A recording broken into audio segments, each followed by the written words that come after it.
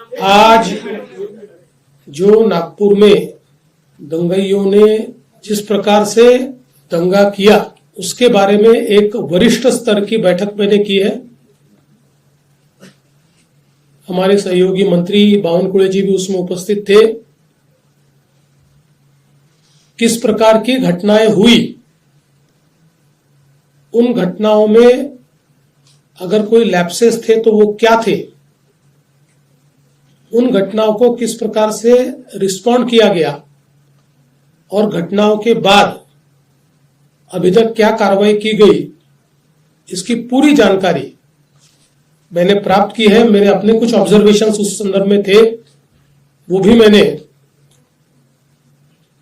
Police आयुक्त और जो वरिष्ठ अधिकारी थे उन सबके सामने रखे हैं।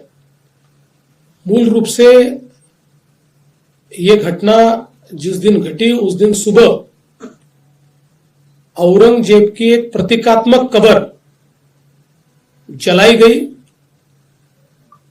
और उसको जलाने के बाद कुछ लोगों ने उसके बारे में कंप्लेंट भी की।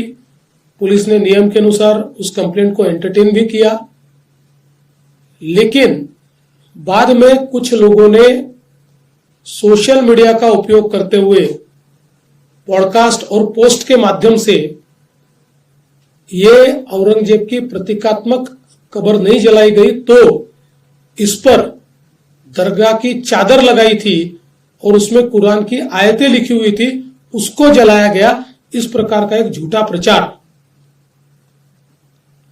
किया और लोगों की भावनाओं को भड़काने का काम किया। शाम के समय नागपुर के कुछ इलाकों में लोग जमा हुए और दंगाइयों ने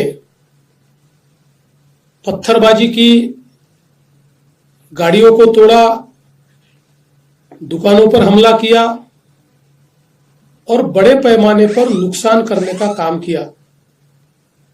पुलिस ने भी अच्छी कार्रवाई की।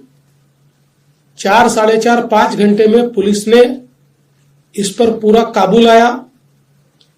उसके लिए आंसू गैस के गोले छोड़ने की बात हो या अलग अलग प्रकार से जो कार्रवाई करनी पड़ती है वो सारी कार्रवाई पुलिस ने की, जिसके कारण इसको काबू में लाया गया।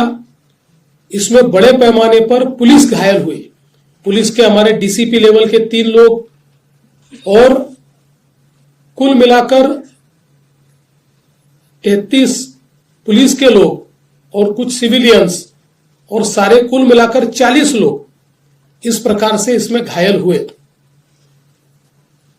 उसके बाद पुलिस ने इन इलाकों में कर्फ्यू भी लगाया।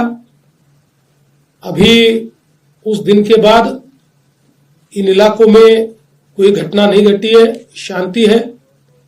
लेकिन जो सीसीटीवी फुटेजेस हमारे पास उपलब्ध थे, अलग अलग लोगों ने वीडियोस दिए थे, उन वीडियोस को भी एनालाइज किया गया।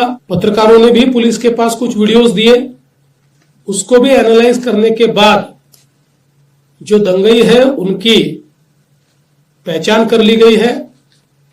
104 लोगों को अभी तक पहचान कर पकड़ा गया है, जिसमें 92 लोगों को अरेस्ट किया है। 12-18 साल के अंदर के विधि संघर्षित बालक है, उनको उस कानून के तहत उन पर कार्रवाई की गई है।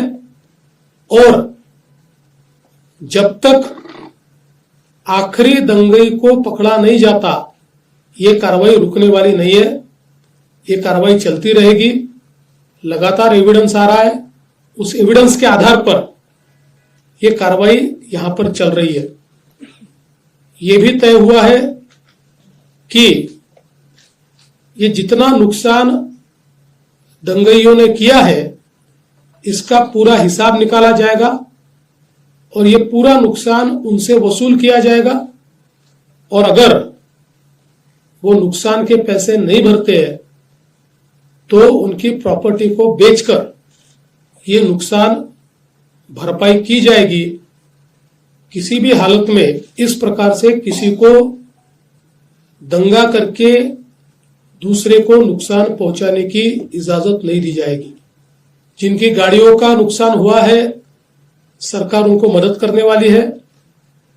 जो भी हमारे नियम है, उन नियमों में बैठाकर हम लोग निश्चित रूप से उनको मदद करेंगे। अगले 7 दिनों में यह मदद करने की हमारी कोशिश होगी।